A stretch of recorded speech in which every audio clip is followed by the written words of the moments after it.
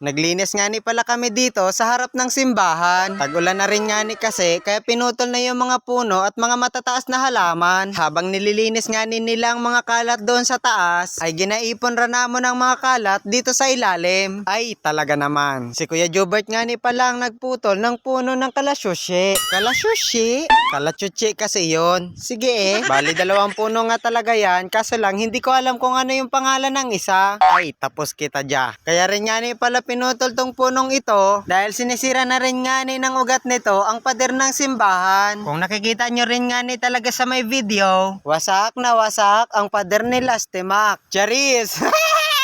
At sila rin nga ni daw talaga dyan yung mga flower pop girl na mag-aayos ng mga bulaklak. Pagkatapos nga ni daw nilang magtanim, ay magalupad na ron nga ni daw sila. Adios! At ito roman nga ni talaga si Pilipinoy na nagakasilag ron nga ni dahil mabuhay nga ni ko ng merienda. Hoy! Uy dyan, Iwan. Sila nga ni pala yung mga kasama kong expired na ang sisipag talaga. Uy, sana all! At ito nga ni talaga si Ma'am Gretchen na nangunang magplanong magbida-bida sa paglilinis. Charat!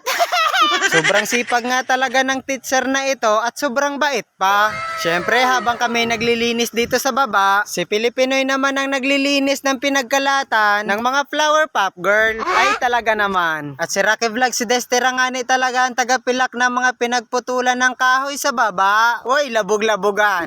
Isa rin nga ni si Kuya Tuya sa mga tumulong sa amin para malinis ito. Salamat po, Kuya Tuya!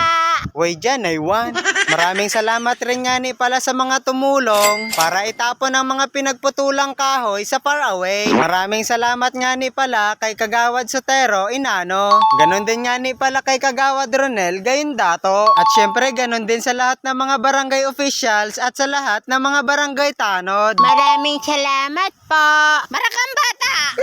At ito na nga ni ang exciting part ng aming paglilinis, ang merienda. Charis!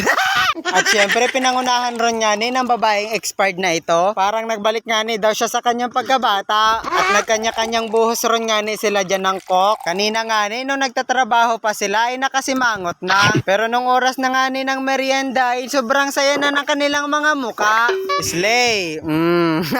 Sobrang saya rin nga ni talagang gumawa ng ganitong mga moment in time. Moment Roman, ginapatrabaho ka lang, moment lagi. Sorry Nagaraway rin ka mo! Uy dyan, nagkaraywan. At pagkatapos ron nga ni naming magmerienda, ay tinanggal ron nga ni Pilipino yung mga bougainvillea dito sa may gilid. At pagkatapos nga ni namong malinis ang lahat, ay nagaliwalas ron nga ni ang harap ng simbahan. Sana nag-enjoy din kayo sa ginawa kong video na ito. Dahil kung hindi, ay talaga naman.